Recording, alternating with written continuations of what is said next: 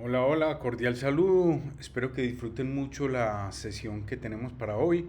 La idea es que hablemos de la densidad de los animales cuando estamos con proyectos de investigación. Sean bienvenidos todos a este corto video que les va a servir de ilustración como parte formativa del curso. Bienvenidos.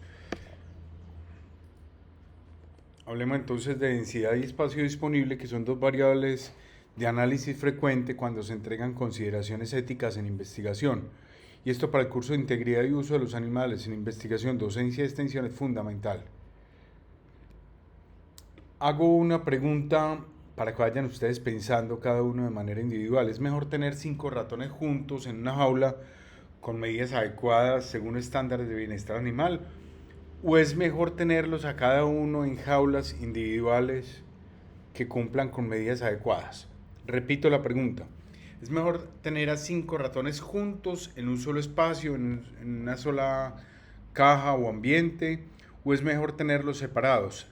Así ambas alternativas cumplan con los estándares mínimos de bienestar.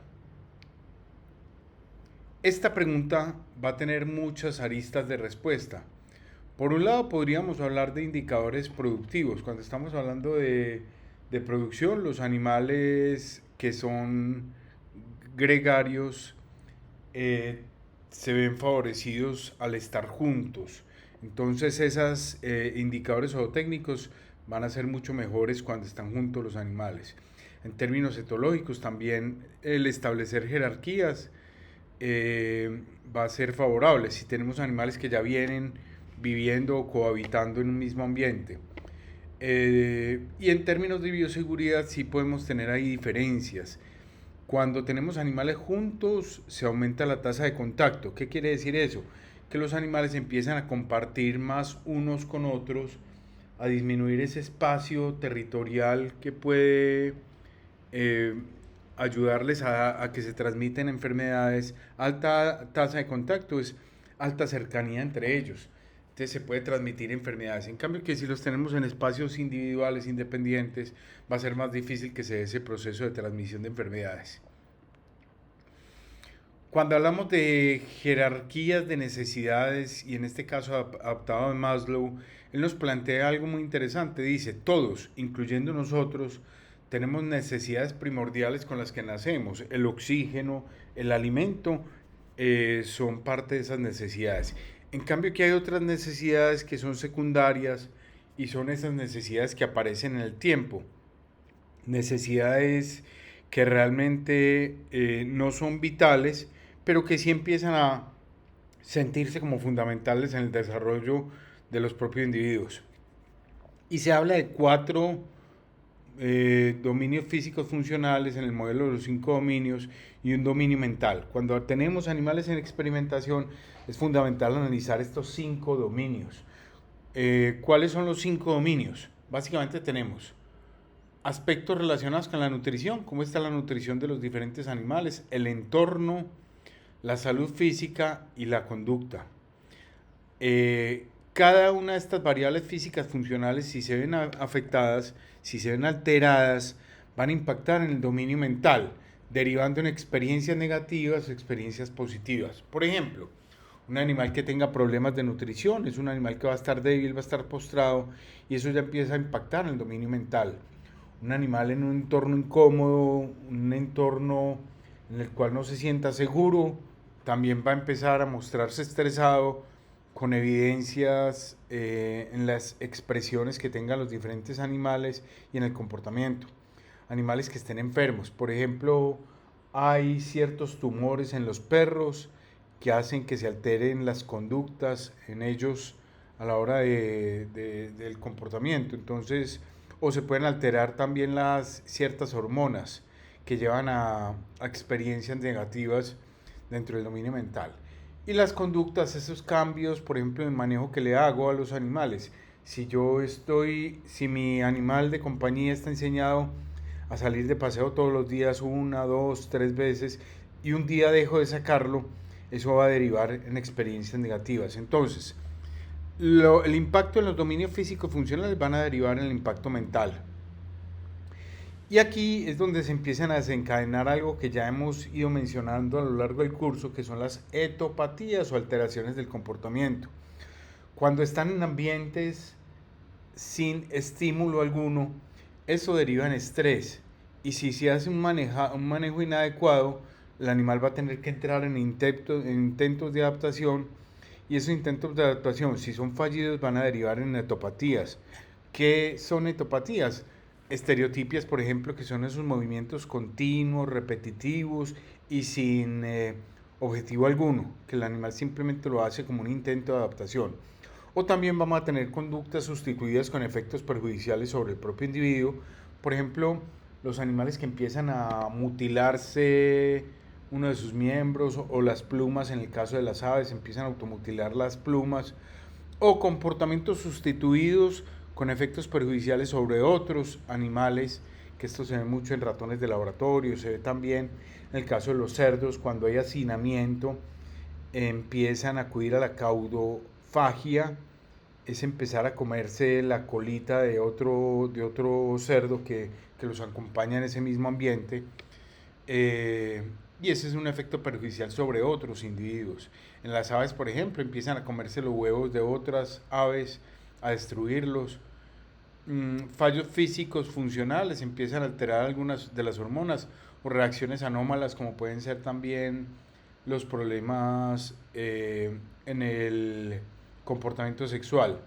Vamos a tener estros silenciosos, o al contrario podemos tener animales con alto interés en cópula, por ejemplo. Estos intentos de adaptación hacen que se aumente la actividad física. Es una respuesta tradicional que se ve mucho, por ejemplo, en los presos, las personas que están privadas de la libertad. Y empiezan a liberarse las endorfinas como una respuesta importante. Empieza la corticosterona, que es una hormona esteroidea producida en la corteza suprarrenal, y lo que hace es tratar de mediar en ese intento de adaptación. Aquí, y esto es clave para el taller que vamos a hacer, hablar de densidad poblacional, hablar de espacio vital, espacio disponible e índice de bienestar espacial. La densidad poblacional es cuando miro animales por unidad de área. Tengo, por ejemplo, 5 conejos por metro cuadrado, o tengo 10 conejos por metro cuadrado, tengo 30 ratones por 50 centímetros cúbicos, entonces 50 centímetros cuadrados. Ahí estamos mirando densidad poblacional, número de animales por unidad de área. Diferente al espacio vital, que es el que nos pone de referente la literatura, que nos dice cuánto es el área mínima requerida por animal según su etapa productiva. Y ojo con esto, y el espacio disponible, que es distinto, es la unidad de área por número de animales. Entonces aquí, en el primero, densidad poblacional, yo tengo animales sobre metro cuadrado. En espacio disponible tengo metro cuadrado sobre animales. Entonces tengo 1 metro para 5 conejos. Por ejemplo, 1 metro cuadrado para 5 conejos. Esa podría ser una forma de entenderlo más claro. Es diferente la densidad poblacional al espacio disponible. En la densidad poblacional, entonces, animales está como numerador y metro cuadrado como denominador, y se invierte para el espacio disponible. El índice de bienestar espacial es la relación que hay entre el espacio disponible en el cual yo tengo mis animales comparado, o sea, sobre el espacio mínimo requerido. ¿Cuánto nos dice la literatura que deben tener los animales? Si la densidad poblacional es alta, el espacio disponible es bajo. Problemas con la alta densidad, problemas en termorregulación, aplastamiento, agresión directa entre animales, y eso nos puede estar afectando inclusive los resultados de un proyecto de experimentación. Incremento en metabolitos de indicadores de estrés, biomarcadores, liberación de adrenalina y noradrenalina, la glucosa, el oxibutirato lactato, el cortisol, la creatinfosfoquinasa, que son biomarcadores, o sea, indicadores en sangre. Hay que entender que la corticosterona ayuda a regular el procesamiento de grasas, carbohidratos, proteínas. Entonces, si hay estrés, si hay alta densidad, todos esos procesos también se están viendo afectados. Conceptos claves. El estrés por hacinamiento lleva a respuestas fisiológicas y conductuales en la restricción espacial. Ahí es cuando los animales empiezan a tratar de responder, y recuerden que puede derivar en etopatías o alteraciones en el comportamiento. También hay alostasis, que es ese proceso de adaptación al estrés crónico, cuando los animales ya no están manifestando, no hay biomarcadores, pero es porque es un proceso de adaptación. Y lo otro que es clave también, este tema de la densidad espacial está claramente relacionada con las 5 libertades. La libertad de expresar el comportamiento natural, libertad de miedo y estrés como puntos importantes. El estrés, que ya lo habíamos mencionado, cuando hay hacinamiento, hace que se active el eje hipotálamo, hipófisis, adrenal. Hay liberación de cortisol, corticosterona, supresión del sistema inmune, o sea, los animales empiezan a ser mucho más sensibles a la llegada de alteraciones patológicas, de agentes infecciosos, porque tienen ese sistema inmune deprimido y hay alteraciones metabólicas. Indicadores fisiológicos de estrés por hacinamiento: nivel de cortisol en sangre, saliva y heces. Es mucho mejor medirlo siempre en saliva y en heces, sin que no exija una intervención grande en los animales, porque cuando empezamos a hacer manipulación para tomar muestras de sangre, por ejemplo, se altera mucho ese nivel de cortisol. Parámetros inmunológicos, frecuencia cardíaca y variabilidad, y la temperatura corporal son indicadores de estrés en los animales. Algunos efectos comportamentales, ya hablábamos de etopatías, pero miremos ya relacionados con la alta densidad. Comportamientos anormales que tenemos que tener en cuenta siempre. Estereotipias, o sea, movimientos repetitivos, que un ejemplo de ellos es cuando los animales empiezan a lamerse una de sus extremidades o parte del cuerpo, o los caballos empiezan a golpear el piso, como a patear el piso, o los cocodrilos, por ejemplo, que es un fenómeno que se vio en el Caimán llanero, empiezan a golpearse de manera repetitiva contra las paredes, llegando a fracturarse inclusive la mandíbula. Otro comportamiento normal, la agresión aumentada. Entonces ahí empiezan temas de canibalismo, pero no por hambre, sino por estrés. Canibalismo y picaje por estrés, y comportamiento de evasión. Comportamientos naturales restringidos, o sea, aparte de lo que normalmente hacen, pero empieza a restringirle la locomoción y la exploración. Comportamientos de descanso adecuados, interacciones sociales normales. Factores que modifican los requerimientos de espacio. Cuando esto va a estar muy ligado a diferentes variables, aquí tenemos algunas. La temperatura, cuando hay mayor espacio requerido en calor. ¿Por qué? Porque en calor los animales necesitan mayor espacio para ese intercambio y confort, lo que se llama intervalo termoneutro, que es el confort térmico. Lo mismo nos pasaría a nosotros si estamos en una habitación en la costa atlántica con alta temperatura, sin ventilador, sin aire acondicionado. Vamos a necesitar más amplio el espacio, en un espacio más restringido que va a concentrar el calor. Humedad relativa. La humedad relativa afecta la sensación de hacinamiento, la ventilación también. Calidad de aire influye en la tolerancia, y la iluminación hace que el estímulo visual también empiece a jugar un factor importante en ese requerimiento de espacio. Cuando la luz es muy poca, muy corta, de pronto puede dar una sensación de estrechez. Cuando la luz es muy amplia, puede dar una sensación de amplitud. Una luz más clara puede dar una sensación de mayor amplitud. En el animal, animales que son más altos, más grandes, animales mayores, los machos generalmente requieren más espacio. Hay líneas genéticas en animales que necesitan más espacio. Animales que están en gestación, una perrita que está gestante, una gata que está gestante, va a requerir mayor espacio. Y en temas de manejo, enriquecimiento ambiental hace que se disminuya la necesidad de espacio, porque hay enriquecedores densidad de comederos y bebederos, cuando tengo un buen número de comederos y bebederos disponibles de acuerdo a la cantidad de animales que hay. Hoy en día esto, por ejemplo, se utiliza mucho en porcicultura y son instalaciones flexibles para bienestar animal. Las instalaciones deben adaptarse a diferentes densidades de animales. Entonces yo puedo estar jugando como un Lego y aumentando las instalaciones de acuerdo a la necesidad. Unos diseños modulares que permitan cambios en la configuración. El enriquecimiento ambiental, que ya lo veníamos hablando, en cerdos, por ejemplo, ofrecer paja fresca o cadenas colgantes, aunque las cadenas también han sido de uso controvertido, porque pueden generar ciertos residuos de plomo, dependiendo del material con el que estén hechas las cadenas. En aves, colocar bloques de alfalfa o perchas para picoteo. Las perchas es el lugar donde se anclan las aves, sobre todo en momentos de descanso, en la noche. Es muy frecuente que ellas busquen una percha para estar más tranquilas, porque cuando están en el piso se sienten más vulnerables, como presas tradicionales que han sido en esa cadena alimenticia.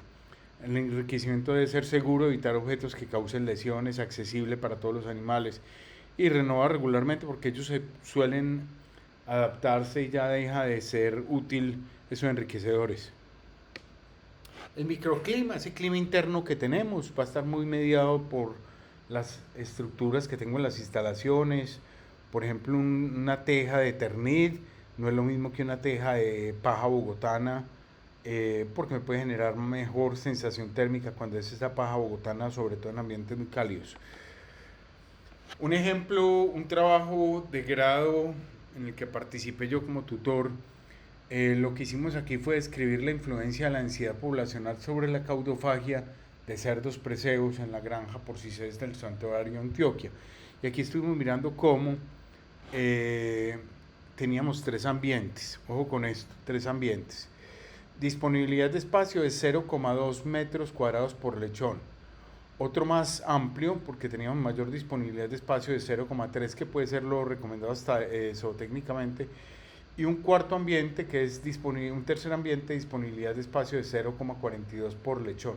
O sea, tenían más espacio en el tercer ambiente.